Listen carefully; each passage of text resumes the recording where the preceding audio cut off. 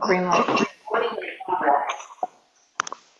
Okay, it's 6:30, and I'm going to call this meeting to order, and I'll ask all of you to stand for the Pledge of Allegiance. Pledge allegiance to the flag of the United States of America and to the republic for which it stands, one nation, under God, indivisible, with liberty and justice for all. Okay, I have a couple of things to say before we get started. So we all volunteer and come to this committee with our own unique strengths and life experiences. And often we find ourselves listening to another person and thinking about how we're going to respond without actually listening to what the person has to say. So for tonight, I would like to respectfully suggest that we listen to our colleagues and our exchange of ideas, take a breath, and then respond to their ideas rather than just not thinking about what people have said. So as tonight's chair for this particular meeting, and as we're paying our consultants for their time and attention, I am respectfully requesting that the public save their comments and questions to the end of our meeting as stated on our agenda. Okay. The first thing on our agenda is executive session. And we expect that executive session will take 15 or 20 minutes. And we will ask you to wait in the hall while we have our executive session, if you please. What's that? Yeah, we need to. Oh, we need a motion. Okay. I was going to wait till they left, but. So motion to enter executive session pursuant to 1 MRSA section 4056E for the purposes of consulting with legal counsel. Second that motion. All in favor? Thank you. Just give me a second to create the breakout room. Okay, but as long as Connie can still talk to us. Right, and Kristen. But he needs to separate the public. Okay, yeah. Thanks for that, forgot.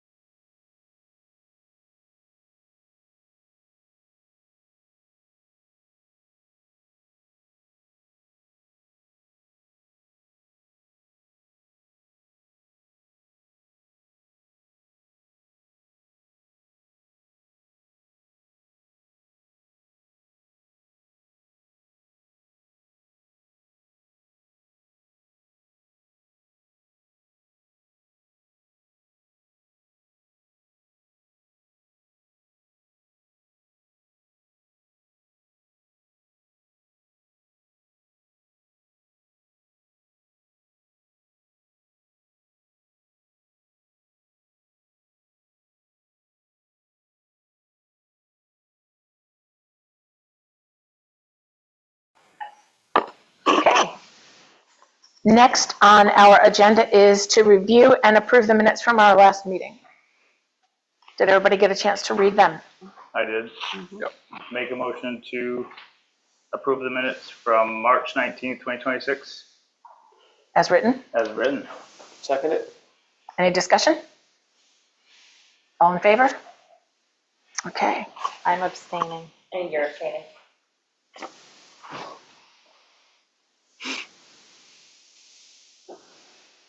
Okay. Now, the next on the agenda is old business. And Kristen, you're up first. Updates from attorney. We can't hear her. Oh, good. I guess we got muted when we got moved. Now we So there's feedback in the room, so I'm sorry. It's hard to hear yourself twice.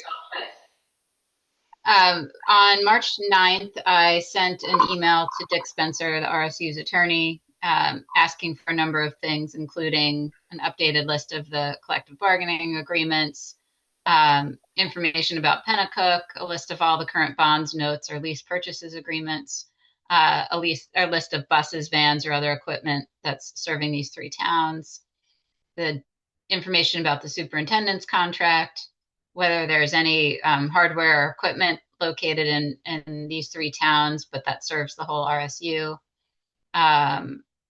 Questions about making sure that main care audit issue that had to be dealt with in the prior RSU 10 withdrawal had been fully resolved. And then question about any food service deficit. So today at 2 or 3 p.m., I got some of this information, but that was the first response I got on this. So that's why there's not been any drafting, because we have the ability to write the whole body of the agreement, but these were the pieces we needed. So I now have a list of the collective bargaining agreements. I have the bonds, notes, and lease purchase agreements. And I've got the buses, vans, and other equipment. These yes or no questions, or the questions that require information, I don't think I have those yet.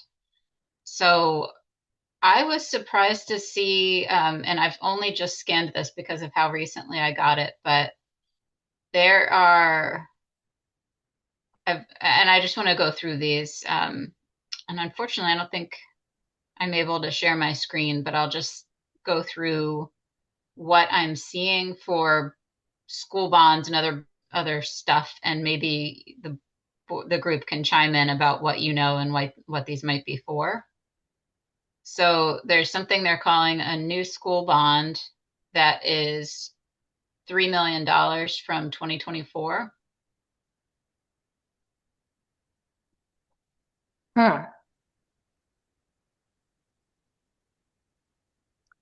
Is Okay. that part of the Mountain Valley Community School? That The new has to school? be what it It is. has to be. The Mountain Valley Community School that is in Mexico. Okay. That should not be our debt. One would not think. Okay, and then there is a 2025 pre-K to 8 final funding, and that is in the amount of around $1 million. Do we know what that was for? No, I mean, That's got to be the community school. It's the only building. What about the upgrade to the lights and stuff?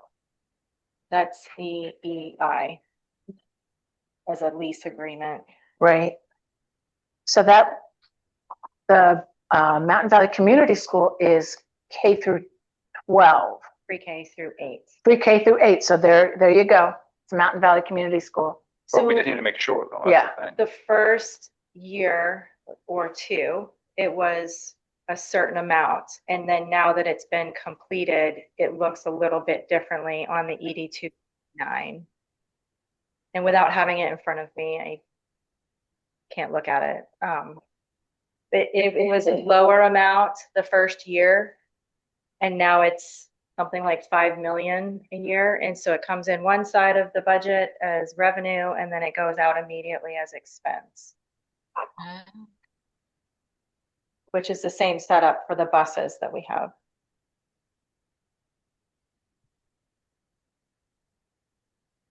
Okay, so the one that is 2024 and around 3.25, you think is what then? That's going to be the first part of the Mount Valley Community School pre-K through 8. And Okay. then we came into possession of it, and it's a higher cost now.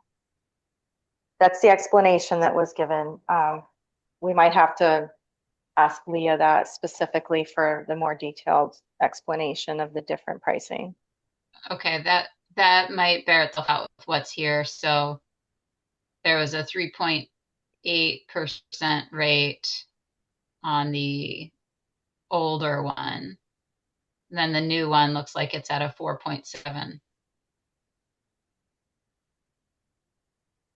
Okay, so but long and short of it is those both appear to be outside your region And paid for by the state. and That's paid the for by the capital. state. I don't remember the name of the capital plan, but it's the new school program that every 7 years or so, the state of Maine just determines your ranking. And so that's where this is coming from. So Right, so it's technically bonded, but it's refunded through state aid. yes, yes. So our 7 towns agreed to it in the referendum. So that was one of my questions when the ad hoc committee was meeting, how that would play out if we separated. In my experience, and from what I know of almost every other withdrawal, the debt service goes with the school. So our position, of course, would be that the debt service stays with 10. The bond, of course, here has to stay with 10. And I think they have to have all of that debt service flowing through because they also are the one with the award that's funding that debt service. Okay. So And our that seems students pretty here- cut and dry. And our students here would not be utilizing that school there if we withdrew. Exactly. I mean, it gets a little bit more complicated sometimes when, year before a new school bond was entered for repairs or maintenance or whatever it was, is a different animal where it's a state funded school. Which we do have what you just mentioned, and it's under EEI lease, and it's got to be in maintenance, I feel like, in the budget. I don't know if you or Neil remember seeing that, but I don't. there's 2 different line items there. One is the lease agreement, and the other is the percentage rate that goes with it. But that was about, I think, the envelope of Buckfield Junior Senior. Do you remember, Aaron? And I think Skylights at Buckfield Junior Senior. And then there's also something at WFRP. It's a bond that includes a bunch of things with a variety of the schools throughout the region. Okay. And that was approved by the school board in June of this last year. But my understanding is there had been an RFP or an RFQ put out years prior for that. And there's a various step process to it, a stage 1 and a stage 2. So this is apparently how RSU 10 has been doing a bulk of their repairs through that EEI lease. Okay, I do see that. And what is the lease for? Well, it's not a lease, really. Yeah, like why is it called a lease? I'm a bit confused. It's not a lease. It's basically they are repairing on credits. Got it. Okay. So I'll probably want to get a copy of that so I can understand it a little bit better and how it might be teased apart if it's able to be teased apart. Again, that would be available June of 2025. That came out of a board meeting vote then. Okay.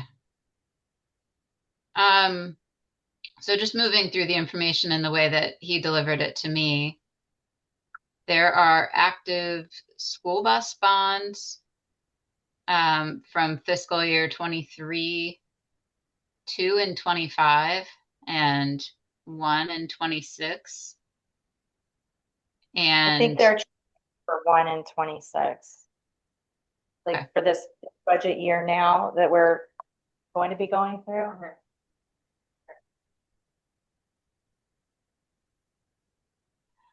so I assume that these attach to specific purchases or leases, right? As in, we can tie VINs to these bus bonds. You know? Can you tie the VIN numbers of the buses to these bus bonds? You know Should that? be able to. That'll be something I have to dig into. Yeah, Neil has the VIN numbers. Yeah, we can also ask about Lee, because Lee will know which ones were Yes, um, new and not. all right. But I'll get you that list of them. So here's a question, I guess, about information gathering. So I could conduit these questions through the district's attorney and wait for his answer, which he has to get from, either the transportation garage or the superintendent or whomever. Would it be more effective if Connie is tasked with kind of trying to sit with them and figure out what this stuff relates to in real time rather than waiting on two attorneys? If that's your recommendation. So Connie, I don't know who you've been meeting with or if you think that's a feasible way of going about this. Well, I need to see the RSU 10 279 because usually bus debt service comes through on a line on the 279. It's not on the 279s that were given to me as sample prospective new district 279s, but usually bus debt service is on your 279 if you're getting general purpose aid for that. So I mean, I'm happy. I guess that sort of opens the door, Kristen, for a conversation with Leah. I know that is on my things to ask about because she really has information that I need in order to put together any sort of reasoned budget recommendations. That's true. This is all sort of the same information that you need to know too for your work. So we need to know Right. I mean, I'm what happy to do equipment, that. what buses, what leases, all of Right. that before you can really start with your work. Yeah, my hunch is on the two school payments. You typically have an interest payment that's due in either a May or November. That's in your first round of budget payments, and then your second round is in your second year of 279s, often broken out, one for debt and then one for interest. So I don't have that in the 279s that I have. I do have the debt payment for the high school, but not for anything else. But it would be really helpful to be able to sit down and spend a couple hours with Leah to make sure that I'm correct in making some of those assumptions. And That that sounds could like- include looking at these spreadsheets and asking the questions that I need answered. Right. Yes. I mean, I'm happy to do that. I think that it would be a more expedient way of getting the information and quite frankly, less costly to the districts Exactly. because I mean, I'm happy to sit with Leah and get the information. And I think overall it will help both parties.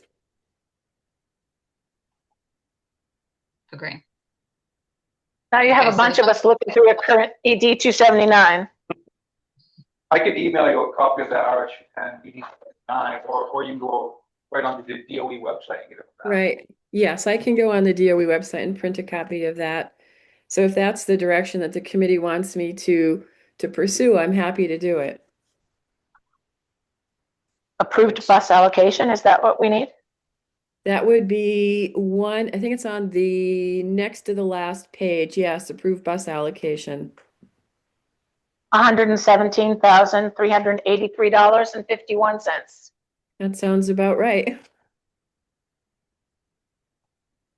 I have found the lease, the principal payment, as well as interest payment on our budget that we're working through currently. No, actually, it was for fiscal year 25, 26. Yes, so it's the one we're looking at right now. So for the lease principal payment, this would be the EEI that I was telling you about in June. It's $168,687.78 for the principal, and the interest is $211,05.27. 211,000, then $5.27. And that is true, but it's combining two leases, one from 23, 24 and one from 25, 26. This is not the bus thing. This is No, for the this is the EEI. I mean, the way they've broken it down here is there are two EEI leases. One may be from maybe stage one of their process, and then stage two might be what was authorized in June. I'm not sure about that. Okay.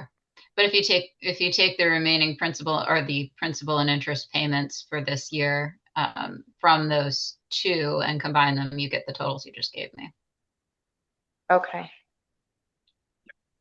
And then I further in the category, oh, go ahead. If you want to know the bus note and principal, I've got 4 numbers. Well, actually, principal is 0 on both of them, but we have bus note principal $174,144.95.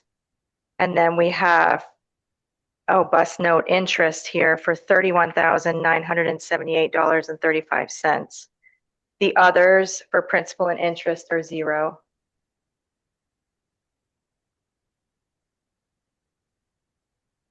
Do you need me to repeat that, or do you have that? No, I'm trying to make sense of where it falls on the information I got, which makes it all look like there is principal and interest remaining on 3 of them. 4. Yeah, usually a bus note is 5 years. Yep.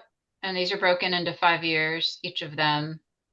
They have a 23 one that's almost done, then a 25, another 25, and a 26. So this will be just a task for Connie to go over with Leah. What are these for? Do we have VINs that these are attached to? Is it correct that we still have debt remaining on them? Okay. And then I have a list of leases that's copiers, printers, vans. 2, 3 vans. Do we have a van? I don't know. We do? Okay. Well, yeah, I think there was a van, at least one van listed on the vehicle list. Okay. So Thank you. just a few technological leases. So we'll need to figure out where that property sits, whether it's in the central office, whether it's something that's in any of these schools. Kristen, on the list, is there a truck purchase from 25 for a 1-ton pickup truck? No, it would be a purchase, not a lease. I think so. That's what I've heard today. I guess that's part of the inventory question about what is actually an asset that doesn't have debt associated with it. Right. Yeah, that's not listed. There is a Dodge Ram, but that one, it's listed under a tab that's called completed, but when I look at the color scheme they applied to it, which I'm trying to figure out, it makes it look like, yeah, it does look like it's done and paid off. and a bunch of other trucks that are off.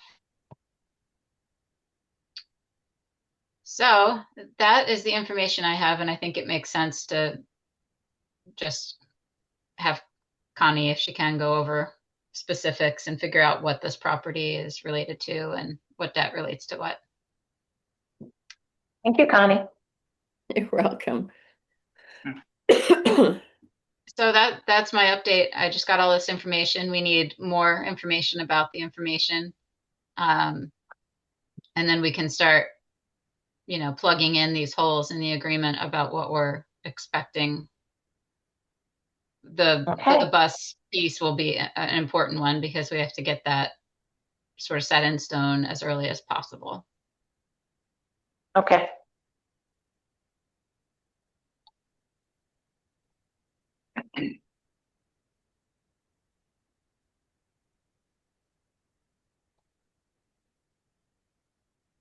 Okay. Did we answer your question about having contact Leah directly? Did that, we're all good with that? Yeah. Okay, good. Yeah. Connie, you're next on the list. Do you have any updates for us? I sure do.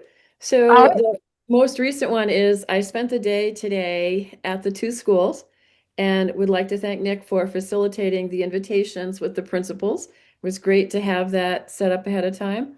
So I spent 3 hours at Buckfield Junior Senior High. I got a real sense of the building, its layout, talked to the principal, the assistant principal, and a number of people.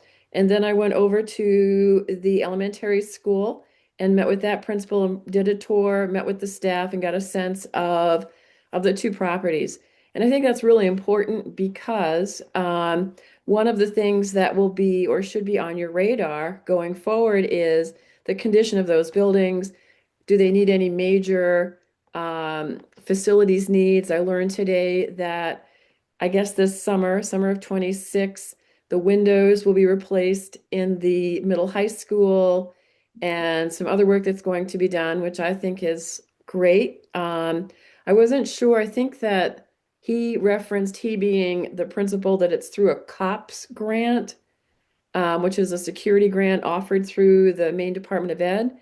And Kristen, I got to get this on your radar because I think that will be discussed because that's a fairly significant investment that the district is making in the building. I mean, $500,000 is, in my world, pretty significant.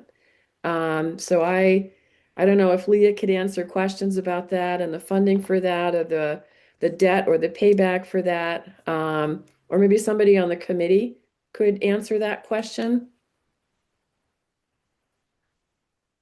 There's a certain portion of it that we're responsible for. Remember that?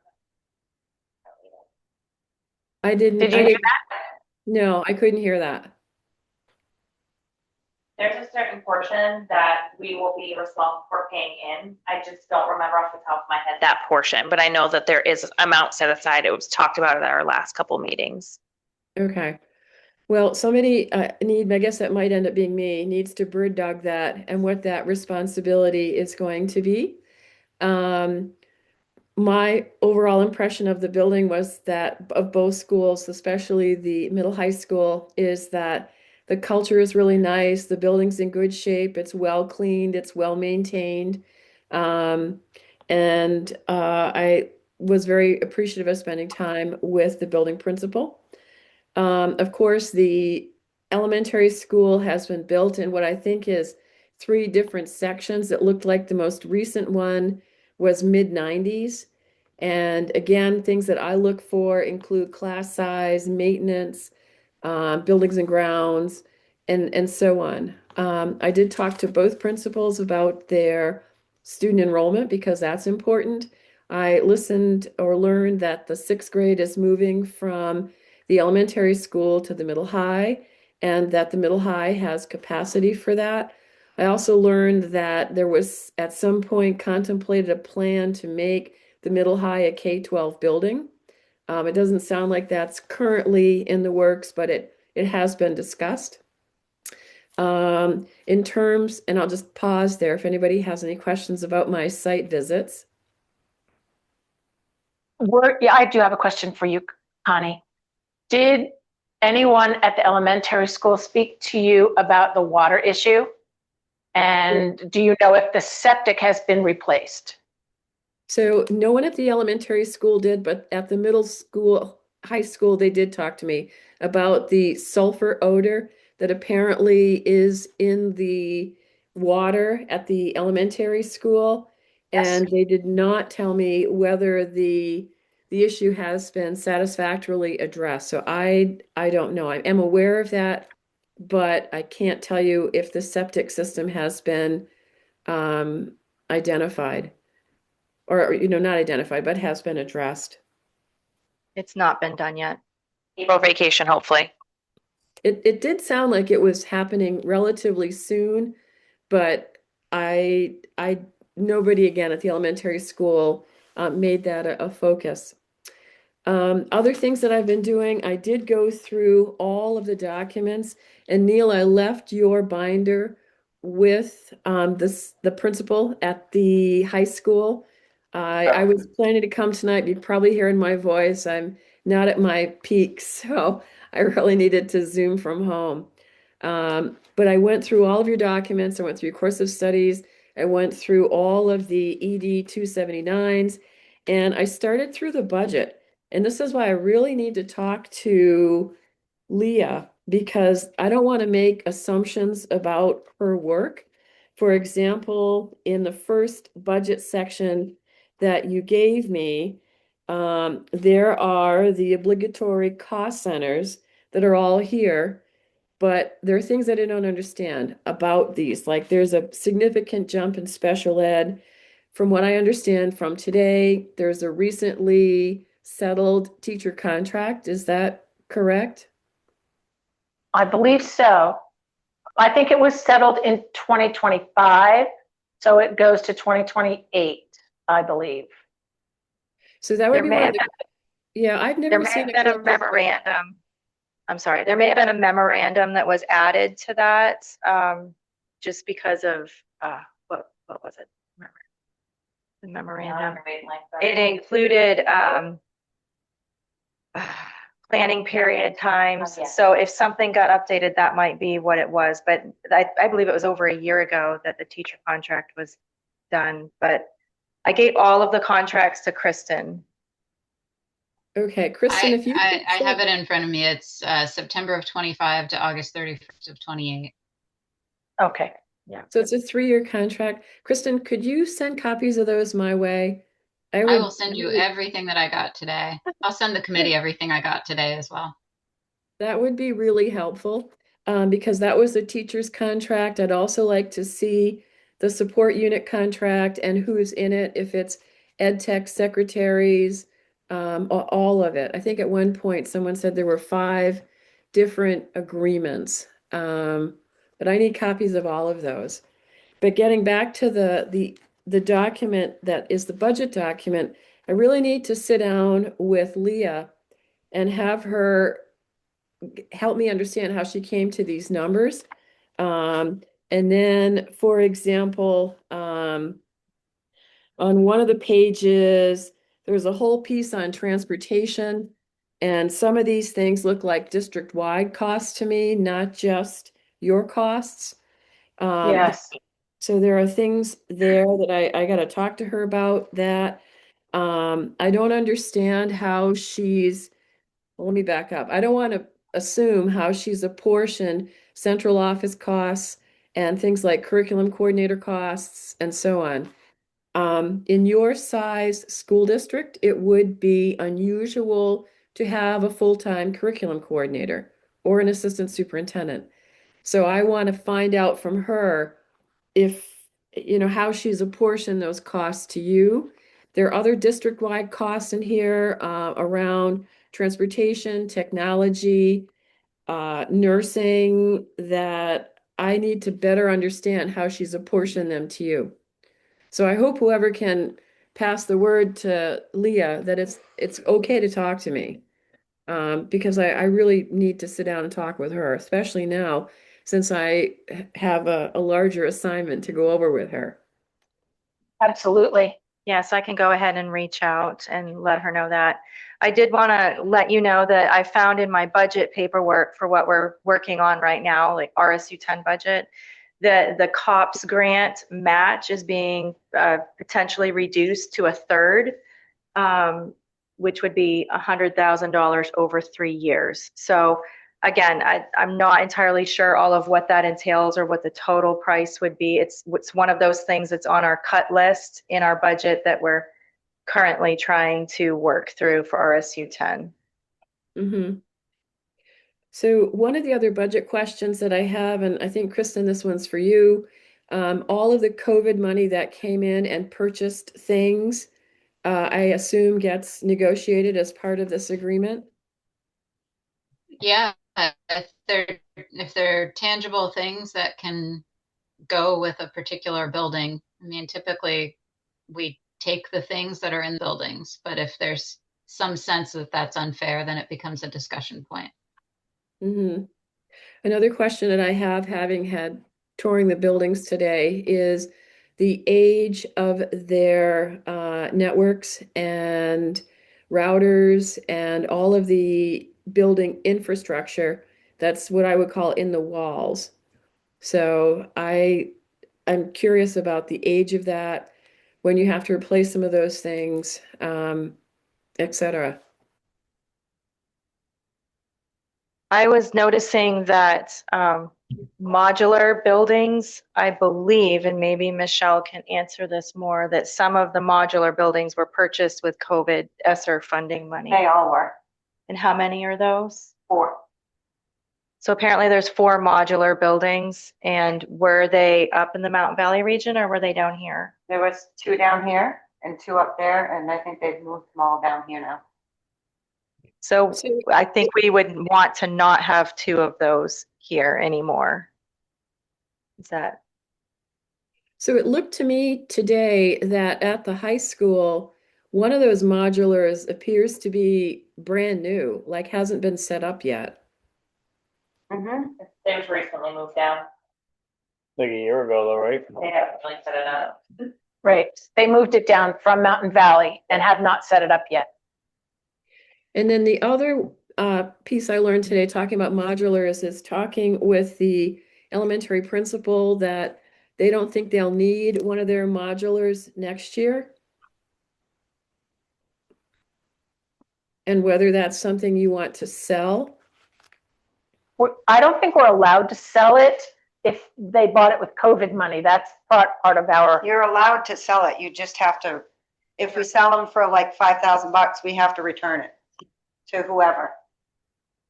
return the money. Yeah, return the money of what we get for the sale, but they're not going to require us to, because I think we paid $90,000 a piece for those. And I don't think it's as easy as that. I think they want much more money for it, like whatever the value was. We got into a big board did discussion anybody about- ever look into that though, for real? Because that would be a good thing too.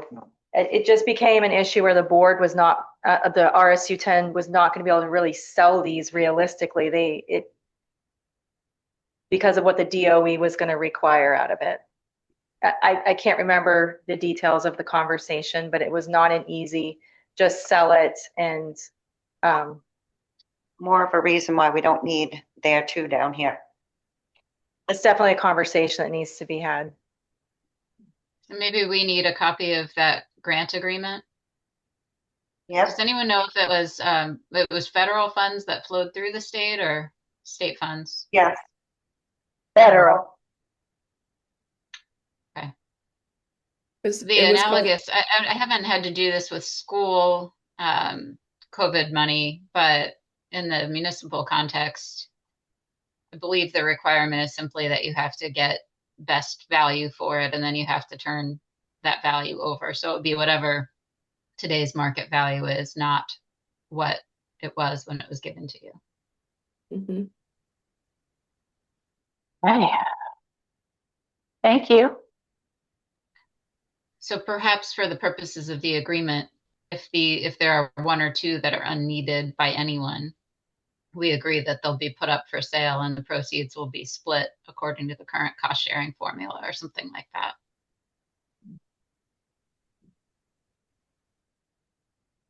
Mm-hmm. Figure it out. Okay.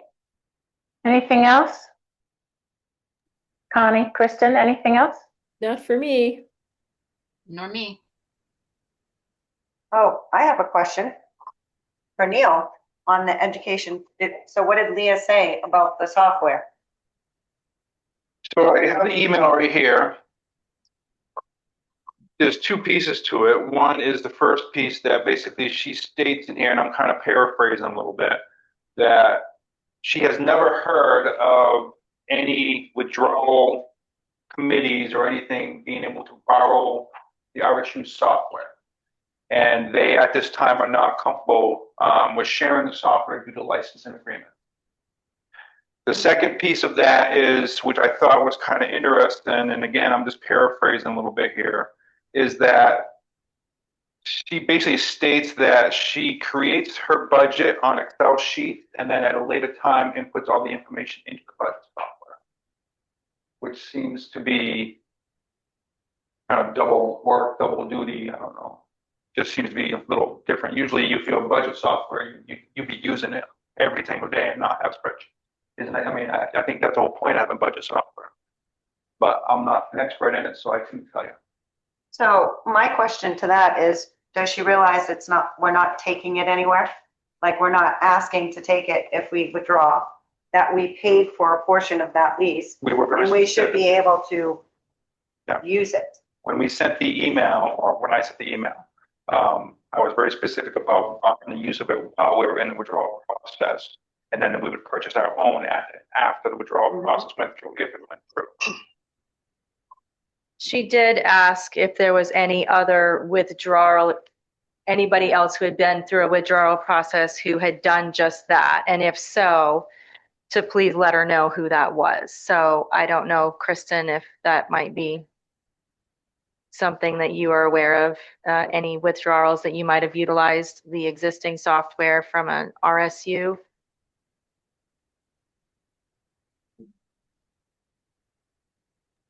It was my But we can't recollection hear. that that happened with 10 with the last withdrawal, but I could be wrong. So I think just somebody needs to ask the previously withdrawn towns what they did.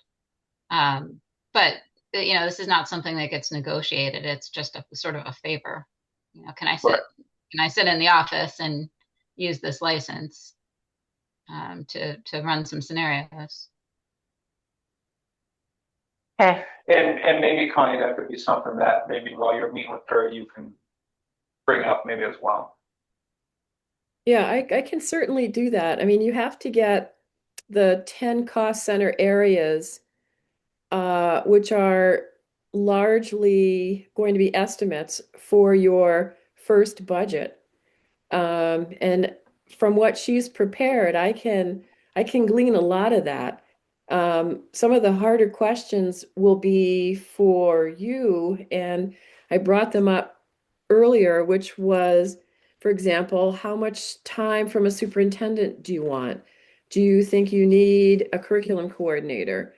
There are some district-wide services that are being provided.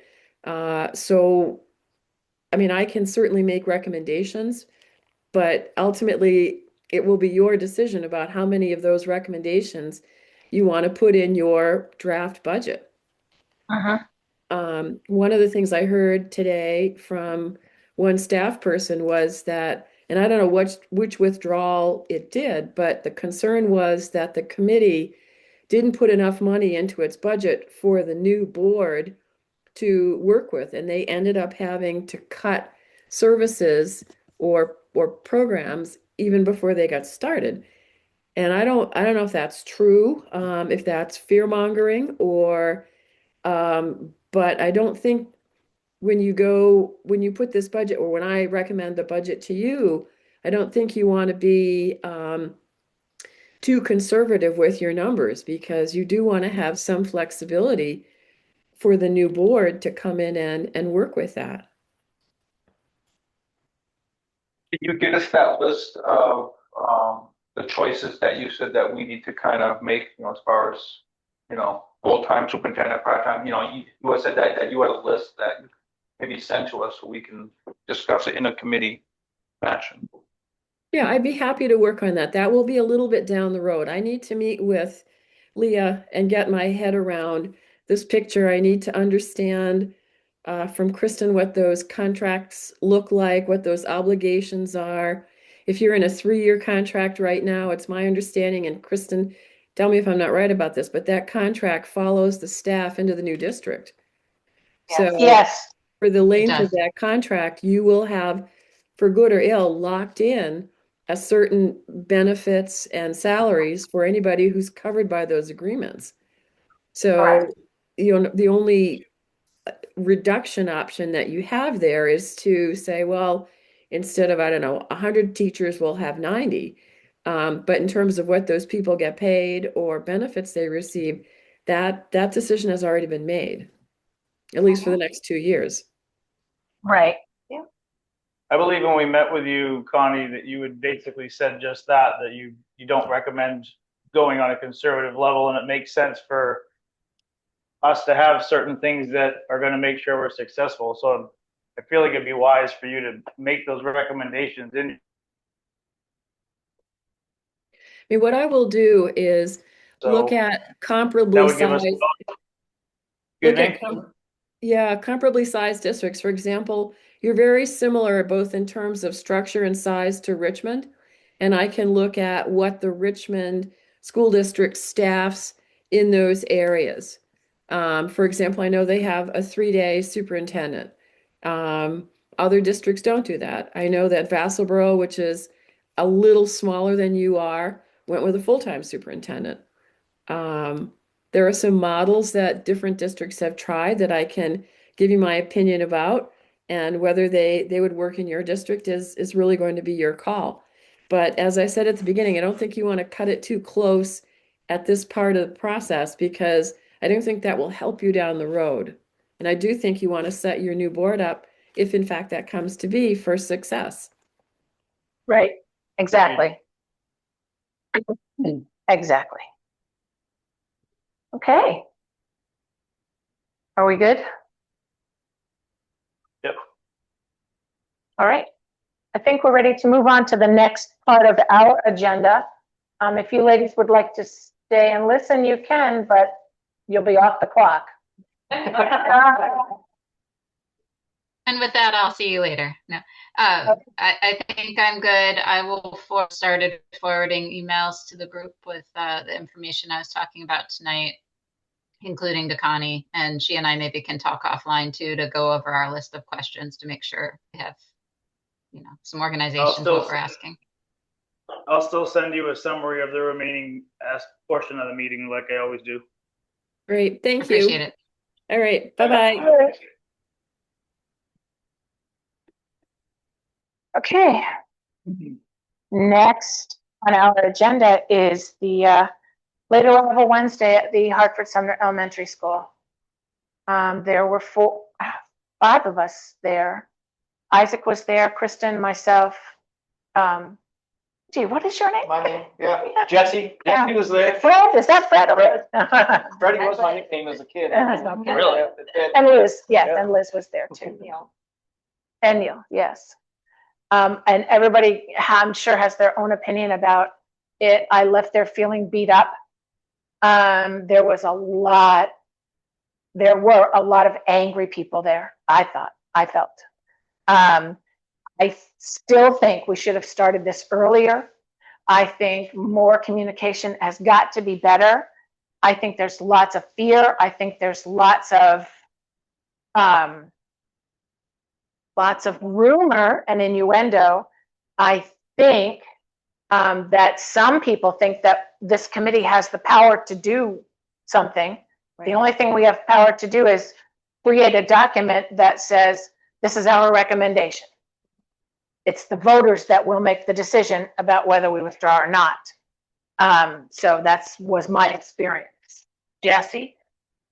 Not to be the opposite, I thought it was great, actually. Okay. But I love awkward situations. Yeah. I'm a weird guy, so confrontational type stuff doesn't really get me. So I didn't feel that from anybody. I thought it was great. Okay, good. Yeah, I mean, there's some people with some legitimate concerns, and I think some of them weren't very legitimate. I think they were they were more just trying to make a statement, but I thought it went good. Okay, Yeah, Neil? overall, that was me, yeah. Yeah, same thing with Jesse. I mean, I think it went well. You know, some of the concerns that they had were, you know, again, stuff like teachers' pay will go down, or you know, we heard someone say something about we think teachers make too much money, which, you know, all of those things are just rumors, really. I mean, again, this committee is just to push things forward for that process. So there was talk about that maybe rather than talking just about numbers, we should talk about kids as individuals, and we kind of addressed that a little bit, meaning that, you know, yes, they are individuals, but in this setting, we're not necessarily talking about a specific kid. We're talking about, you know, the actual budget. And so it's hard to necessarily remember that it's about one kid or another kid, but it's about just what's best for the kids. And kind of, I think, was there the gist of it. So. I agree. What about you, Kristen? I don't know that I have any new comments. I'm Okay. just kind of used to hard conversations being on the board. Okay. Liz? Yeah, I think it's good we made ourselves available so that we're not, it doesn't look like we're a secret club. What was I gonna say? Yeah, I think the main thing is just to encourage people to go to the source, which is this meeting and our new Facebook page, official Facebook page, for information versus hearing it again from rumors and people who are not on the committee. I think that's an important thing. I think people want specifics, like specific numbers. Are taxes going to go up? Is this going to be a good thing or not? And unfortunately, we just can't answer that right now. No, we're not there yet. Right, we're not there. Neil actually made a point. We had actually ended the meeting, but we were still hanging out in the library talking. And so, like, one of my comments in the meeting was that regardless if I'm voting for it or not, is that I want, as a selectman, I'm there to do the will of the people. And the will of all three towns, but I'll speak for Sumner, was overwhelmingly that they want us to pursue this process.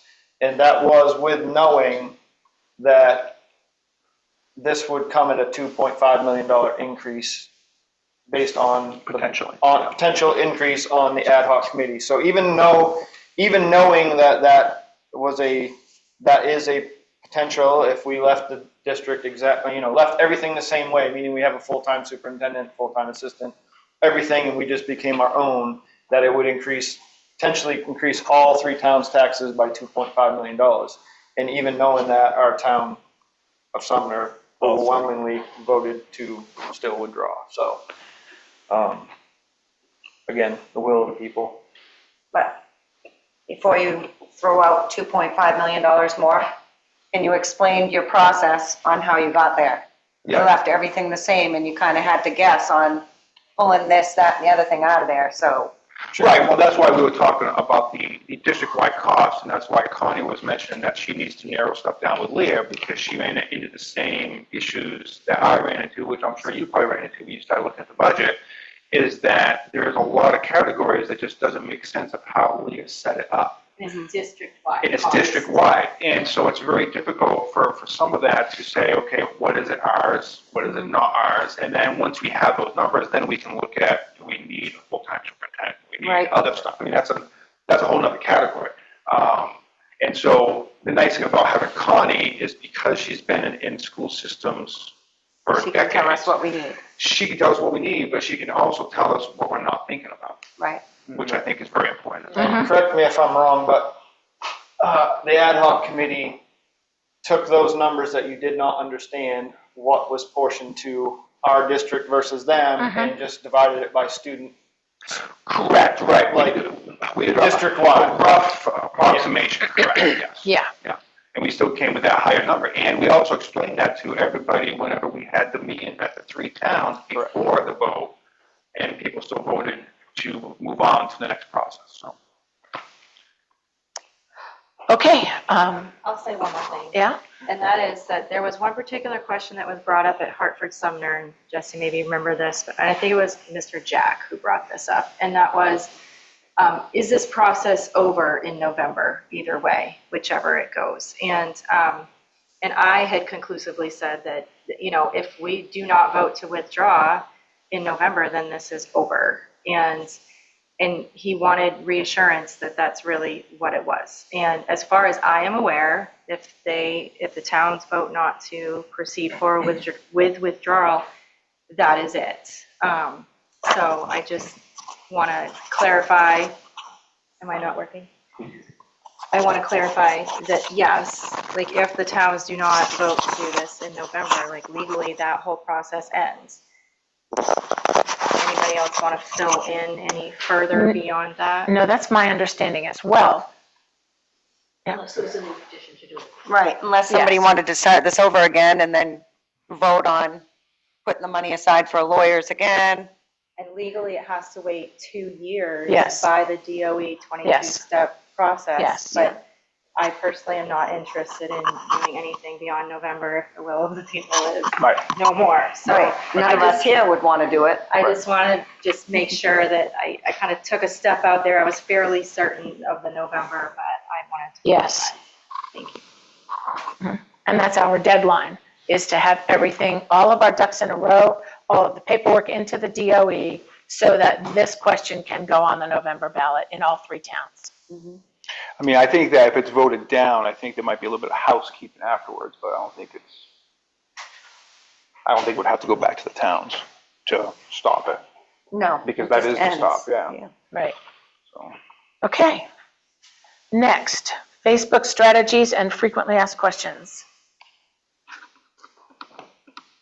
Great. That was a suggestion from Chad. He wanted to somehow come up with some frequently asked questions that we can put out there with some answers. I don't know if anybody has anything in mind or any strategies in mind. That was a Chad request. Okay. do we have a FAQ on the Facebook page? Because I think that maybe what we should do is come up with, let's say, the top 10. Questions that you Questions guys slash have been statements. running into, Mhm. especially from visiting the schools. Okay. Right.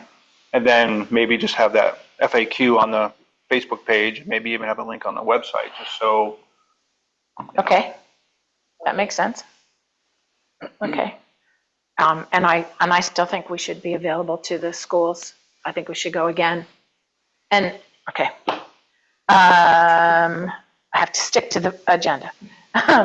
Next is country courier costs. Thanks for doing all that. Yeah, so I got those costs, I emailed to all you guys, and obviously those costs are pretty high. I think unless there was some drastic reason to do it, I think it's kind of out of the question now. Yeah. I think a community mailer would be more effective when Right. it is appropriate Right. to do that. Right. After what I saw. Yeah. I agree. The next on our agenda is the postcard discussion that we carried over from last week to this week. And given the country courier costs, Yeah. I think the postcards or the flyer is our best option. Right. Oh, yeah. It was a postcard versus a mailer. Is that Yeah, the postcard, but is it appropriate to do it now? I think was your question that you said. right? And I think it's too soon to send something out other than to just let people know that we're here, Okay, you know? yeah, all right. Well, the other thing too that we can also incorporate in the postcard thing possibly, or even like the Facebook page, is also to remind people of this coming June vote for our RSU 10 budget. You know, because if we did the postcard thing quarterly, once per quarter, starting around that June time, so that people would know, hey, that's right, there's an RSU 10 budget meeting vote that we have to go to. But also some other information like where we stand as a committee, and just kind of keep people updated on the quarterly process. I mean, I don't know. One thing I guess I would think is that we do have Facebook, but not everybody uses Facebook. Right. So a website might be an option where we maybe were to put a QR code on that postcard. Again, you're going to have some people that don't know what a QR code even is and stuff like that. So maybe the discussion needs to be well, how do we disperse information that's going to be more broad to everybody? I know, Right. I'm not really sure. I mean, obviously, we can do flyers at the town offices, the library, at the stores, convenience stores, things like that, by all means. Right, that's a good point. And then, obviously, in a case like that, it would be even cheaper because then we could have 2 or 3 pages per flyer, and it's a lot cheaper to print that off than it is to do postcards and mail it. And I had a thought, I wasn't a part of this conversation, so I wasn't at the last meeting, but, and this is maybe for selectmen, but when we go to the actual, the legally required public forums prior to the referendum vote, was there a conversation about sending information out at that time that was a little bit more detailed? I guess that's what we were thinking, yeah, as we got closer, we would get something more substantial out. But I know Cam had mentioned there was a cost variance between mailing envelopes versus Just postcards. just postcards. Oh, But the money it is was like there. $660 for a postcard to all 3 towns, correct? I'm like 30 seconds behind you. No, it was like $660 to do postcards to all 3 towns, correct? So that's considerably cheaper than, Right. Right. the So, $3,000 it was. When we were discussing this last time, we were talking about getting more people to do the survey. So I thought that was one of the reasons to do the mailer like now was, or have we had our fill of that? To say that they were That available, was brought up. have the QR code or say they're available at the town offices yeah. or I that think- kind of yeah. thing, or, You're right. I forgot that part. so, What do you think? I will say that the surveys were made available to both schools. The secretaries have the PDF file, they could print them out there, as well as our town office anyway had the hard copy of the surveys. I don't know if Hartford and Hatfield have that. I know that Hatfield does. there were servers at the library here in town too, so. I would prefer to send out postcards when we have way more information that we can provide to residents. But what do we, sorry, go ahead. No, if we do it with the survey and then we have a couple months go by, now we have more information, we do it again, like the cost does add up. I would Sure like does. to send something out when we actually have more concrete information that we can provide people. Can we put on Facebook, there is a survey to be filled out? How about we do that? Yep. That doesn't cost us any money. What do you yeah, think and about that? where they're available. Do we have any sort of numbers as to how many people have taken that at this point? Cam? Sorry. Okay. Do we have a total count of how many people have taken that survey, do you know? I haven't looked in a couple of days. Okay. Yeah, okay. I believe it was like 53 at our last meeting. It was 168 when I looked a few days ago. Nice. Improvement then. Okay, that's the end of old business. Is there any new business? My knowledge. One of the things that I thought about is that Cam was mentioning the need to buy new microphones. And since we're using this place for every meeting now, and we're utilizing their equipment, maybe this committee could make a contribution to their purchase of new microphones or new equipment. What do you think? Do we know what the cost is? No. No, I don't know what the cost is. I defer to my selectmen. I think he said he was buying them anyway. Right, but, I'm pretty sure he said he was. but- Mhm. 170, plus I've received 5 paper copies, which are manually entered. That was Okay. a trick question. How much did you pay for microphones? Well, now I'm about $300 deep into these things, and they're mostly working. A couple of you are scratchy. Okay. But the problem is the number of people. The conference room mics make you sound too far away, so these ones are better for getting what you're actually saying. I Okay. think a lot of it's just me trying to figure out where I need to put the settings. Okay. Okay. It's much better today than it was the last time. Thank you. Any other business?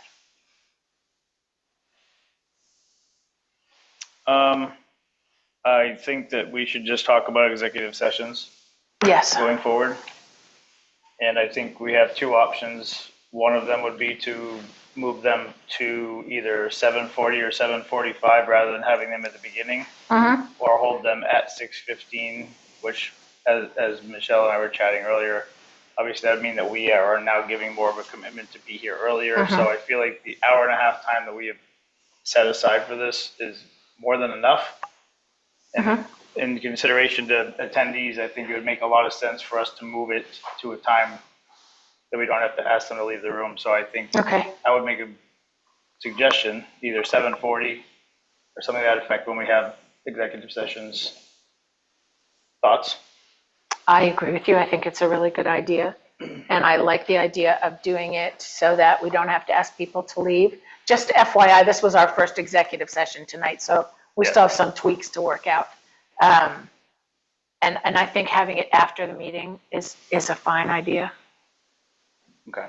Because I noticed some of us run in like at 6:30. Yeah, right. So, and I know it's really hard for me to get here any earlier than I do on Thursday nights. Right. I think it's reasonable to just do them after 7:30 at some point when that makes, when it's appropriate, depending on. So we need a motion.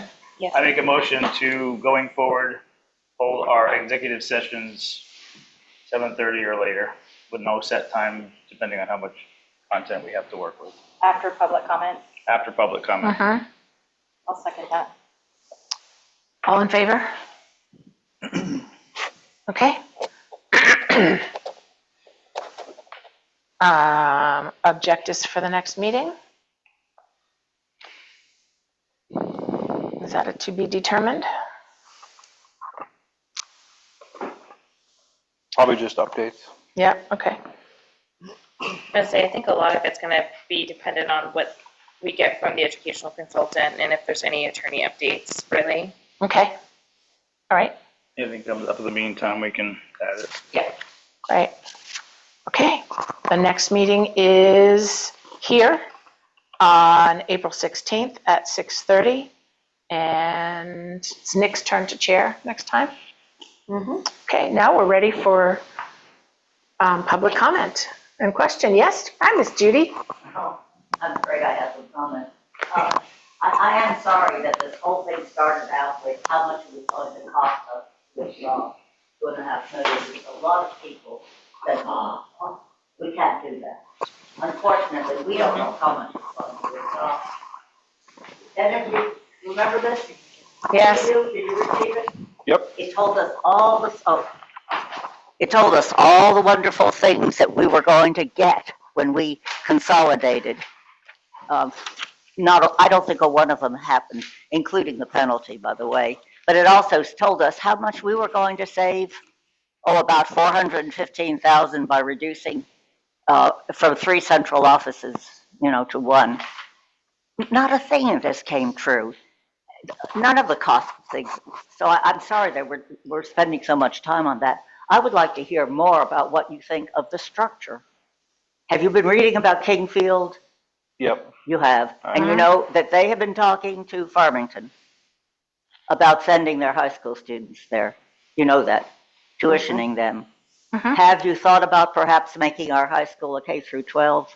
I mean, a K through, pre-K through 8, rather than trying to do something with that elementary school, which has a lot of physical problems. It was never well situated where it is, and that is a problem. I was surprised to see Kingfield has come up with a solution. Have we even talked to SAD 17? Have we had any discussions with them? Because we were supposed to go with them. We were supposed to be in a, what do they call it, an alternative organizational structure. Is that what they call it? AOS. Yes. We were supposed to be in AOS. It was strictly a fluke, and it was the fault of the state that we didn't go with this alternative system, because the state said, oh, they're going to have to pay something like $630,000 to $1 million more a year because we have such low property values over here. And when they heard that, they already had 2,500 students. They said, oh, sorry, we said we'd take you, but we can't now. We can't spend the extra $30 or million. I wish we'd stop. I mean, money is important. There's no question. But it's the type of education that we should be thinking about. And I haven't heard you guys discussing what the structure of our system will be if we withdraw. Can I respond? Yeah. I think that we're not there yet, Judy, as far as, because I know we're not gonna go for an AOS, right? There was things that, but as far as like, I think what you're saying is like, have we inquired about sharing a superintendent or a curriculum coordinator or something like that? I think we're waiting for the educational consultant to say how much we need, and then we can search to fill that thing. I mean, Well, I don't know if anybody's interested in even talking to 17 right now or waiting until we feel, you know what I mean? Because I don't know how many people are out there for 2-day-a-week superintendent. And do they have an assistant superintendent? Would they want to come down here for 2 days? Well, I do think we should be considering it, because people do want to know what do you plan to do? You withdraw. How do you withdraw? We don't need a full-time superintendent. I know we don't have Brian Coltart in here, but he served as a superintendent. He told me he sold at Fayette. He was superintendent, principal, and special ed. Yep. He did all 3 jobs.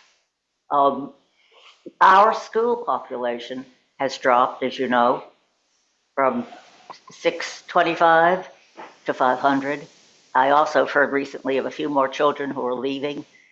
If you look at the number who are being homeschooled, going to religious schools, or going to other alternatives, like Baxter Academy or some of those, it's growing. What is going on? People are very disgusted with our school. None of the things that we were promised have come to pass here. The quality of the education is miserable. I don't know about the elementary school, although I hear they have a lot of behavioral problems, but what they're doing at the high school is zilch. And the parents who can are taking their kids out and sending them elsewhere. And that's hurting us. So I really think you should be thinking about what sort of a school organization you'd like to have. And maybe we have to share it with others. Luckily, we got a Spanish teacher here this year. You know that they didn't have one at the beginning of the year? They kept looking for one. We were supposed to have several languages. They have them over at Oxford Hills. And there was a point, I don't know if they're still doing it, but when Rick Colpitz was over there, if our kids went over to the tech school, which is an excellent school, one of the best in the state, and they had time on their hands while they sat and waited for a bus, Oxford Hills would let them take a course if there were room for credit. I mean, it was a terrific arrangement, and we should be looking into something so that people want to know what's the structure. You can't just talk about money in the budget, because that's what this thing did. I think that we're, like Michelle said, we're not there yet. We're on our way, we're just not there yet. And we are thinking about what kind of a structure that we'd like to see. And lots of people continue to ask us about money. And we are keeping in our minds that the needs of the kids and the needs of the community are first and foremost. But how do we get there? Well, so, and we need to straighten out the budget thing first. Well, I think that may not be, you may find the budget doesn't have anything to do with what the education is in the end. I mean, you can set the budget up and then try to fit the education to it. Perhaps you should set the education up what you need and then try to fit the budget to that. Okay. Thank you, Judy. I think that's, but I really, in any event, I think that's the state, by the way, owes us, because it's because of the state that we're in this situation. We never would have been if they hadn't failed to give you just a waiver, a month's waiver, and we would have been an alternative organization. Okay, thank you. I did have one more thing about the principal. I understand that Matt Gilbert has been appointed as the new superintendent over there. Is that correct? Yes. In July. For how long? Are we going to be committed to paying his? No, Judy, I think I tried to explain that. Oh. No, that's his. That's their superintendent. If we leave, we're not subject to his, We're not, you're sure? no, that we I am won't- sure because we weren't when Dixfield left. Don't just be sure, because we're still part of RSU 10. Well, that can be a question that you can send along to the lawyer, but I'm pretty sure that. I'm pretty sure you're right too, And Michelle. if that were the case, then I would expect him to be down here 2 Right. days a week, and we wouldn't have to find our own superintendent. Exactly. I think we've had this question would be- with Kristen, that we're not subject to that. This Right. would be our own district at that time. And just one more thing. I think that we should be objecting to the fact that without our say, the say of our towns, that they're moving our 6th grade over there. I know I've heard from several people And that that there's is tremendous opposition to that. And we may lose students because of it. I'm sorry, but that was one of the questions I wanted to ask. Why are we committed to that if we're gonna leave? We didn't leave yet. We don't. I know, we didn't, but say we do, and then that's a disruption that we didn't need. And does anybody have the numbers on the new pre-K registration? It's taking place right now, so we don't know. It's not done yet. Well, the other thing too, from what I understand, and you're going to know more, and you're going to know more, isn't the whole reason of moving the 6th grade to this school is because they're trying to make room for CDS, which is a new requirement that we're going to be burdened with. Yes. Yeah. Which is younger kids before pre-K having space. Wasn't that is it voluntary that RSU 10 was doing that? Or I think it's voluntary this year, but isn't it It's like not next 2028 year. next year? Yeah. It's required in 2028 Regardless. that the school districts house child development services. Yes, Judy. That's another case where they may give a waiver. The state does give waivers, that's what this whole reorganization thing, it was set in stone, but if you really held out, you could get a waiver, and we just weren't able to hold Jump out. on the bandwagon. Yeah. And that's another thing about moving the 6th grade that really irks me, is because the whole time I was on the school board, they wanted to move the 6th grade. Almost every year it came up. So now this to me is just another reason on a long line of reasons why they wanted to do it. I thought that. Now, is that the way we want to structure our school? Is this a negotiation point? Those are questions I have for the lawyer. It's a good thought. I've got that in my notes to follow up with them on. I thought that the population size at HSES we weren't hitting that max yet anyways. Not even close. Not We're even at close. 270 and it's 350.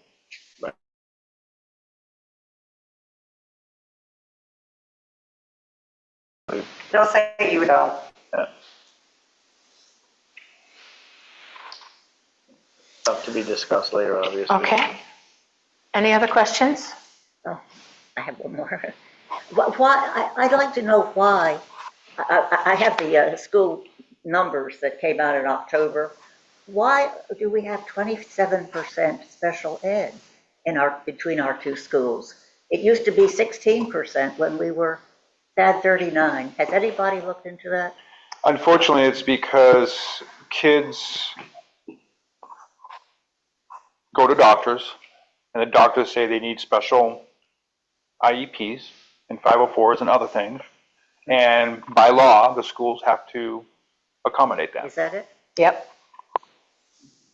And unfortunately, some of those questions are more changeable at the state level rather than a local level, because we have to follow law. I'm sorry, Michelle, what did you say? I didn't know it was directly from the doctors. I thought we had a special ed director that did the evaluations. Yes. I can help. I'm a specialist here. So we have doctors and get neuropsych. Let me hand her the mic, please. Judy. Oh, sorry, here. No, so it's our school psychologist can diagnose as well as a neuropsych eval from a specialized doctor. And I mean, I can tell you, I have 17 kids in my classroom that are all diagnosed and have autism. And I mean, we're busting at the seams. There's a lot of kiddos that are being diagnosed and that qualify. And we can't just hang up our sign and say no more. You know, all kids deserve an appropriate education. And so that's what we're experiencing. We're experiencing an influx of that. And there is very little space in elementary school. We're busting at the seams. Thanks. Did I answer that question? Yeah, you did, yes. This is more of a comment for the future than a question. Just discussing, you know, we've heard comments that there's plenty of room at this school and there's plenty of room at that school. However, we hear from, you know, a teacher that we're busting at the seams. I think this is a good opportunity in the future to create this community with the teachers, because they're living it day to day and they can tell the committee, you know, what does that actually mean? We're busting at the seams, or we don't have room, whereas the numbers are saying there's plenty of room. So, you know, that's, I think, an opportunity ahead of when you go to meet on the early or late arrival Wednesdays to actually have specific discussions as to, this is what we're hearing, but this is what you're saying. So specifically, you know, tell us what your day-to-day is like so that we can understand, and when this is, you know, possibly reorganized, how to make this better for the teachers and the students, not just for the numbers. Can I ask a question? Based on what you said, I'm just curious, does that mean your program that you run is busting at the seams and there's other capacity in the building elsewhere, or do you feel like capacity-wide? Capacity-wide, yeah. we're struggling. I need another classroom, but I will not get it. So I have to fit K through 6. I teach K through 6, so I have to fit 6th grade levels in one room of special education students with high needs. And not to mention with you know, a lot of them come to me with one-on-ones and they need adult support. So we're getting all these people and overstimulated children in one room. It's really, really hard. And then we have the resource rooms where they have up to 28 kids at a time in there. It's a lot. And it's not just special ed, like, you know, we just don't have room. And I don't know why. I can't like give you a specific reason, but if 6th grade stayed, I can't imagine where we would put them because of the pre-K coming in. It is a big, big struggle. So one more question that I have, at least to a teacher who lives it, right? What would you feel is the perspective of the staff at HSES right now? Would you feel like they would disagree with the concept of moving 6th grade? Would they feel like this isn't in the best interest, but we're doing it because we need to, based on capacity? Because I'm just curious, like, do people feel like it's not really a great idea? Yeah, I mean, I think that makes sense. Honestly, I don't know. I can't speak for everyone. I understand that. I know just my personal opinion. It's that it's a difference between if you're a parent or a teacher, right? It can be really hard. You know, they are doing like a middle school model right now out in the portables. They are doing a middle school schedule. They are considered middle school.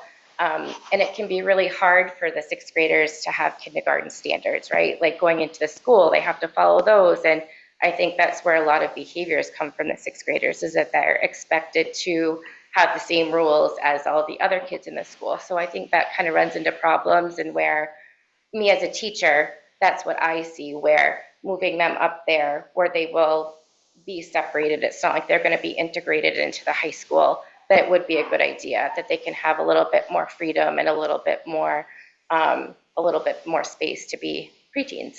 Well, I think at least we also do have a capacity situation at the high school that is also lower than forecasted. So just great feedback. Do they take into account, capacity wise, the portables or I don't know if anyone knows that, or is those I don't know. extras? I don't even know. Extras.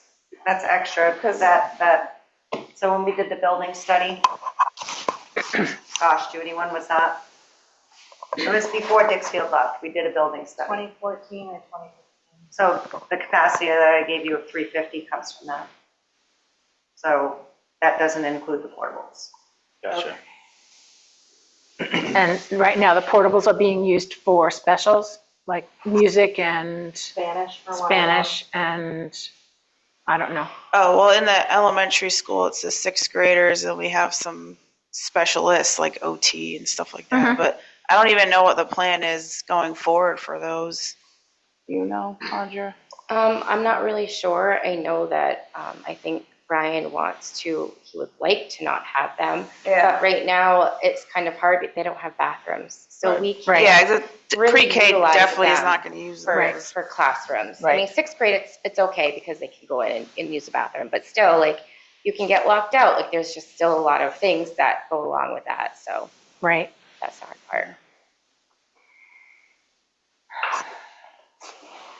So thinking about something that Judy brought up, like we did through a K through 8 school, we could not do a K through 8 school in the high school because their capacity is the same, which is 350, I think. Well, I think what they were talking about was adding on the building because structurally it is adaptable to add on the elementary or a brand new elementary school to the building.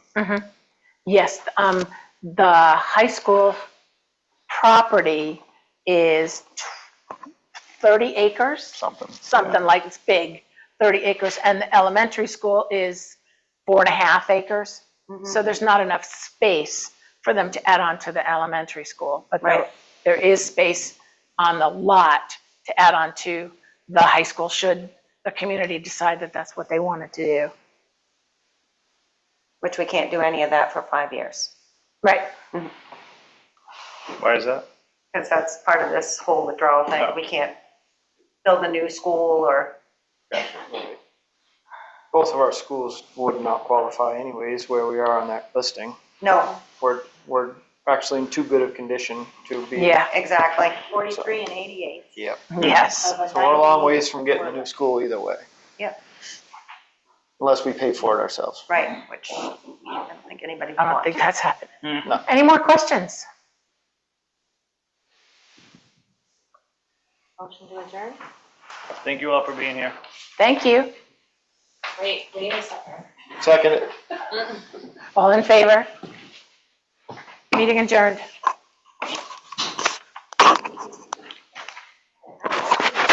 You're not too bad. You saw everything. You're moving out of it. No, you're sticking it out. Yeah.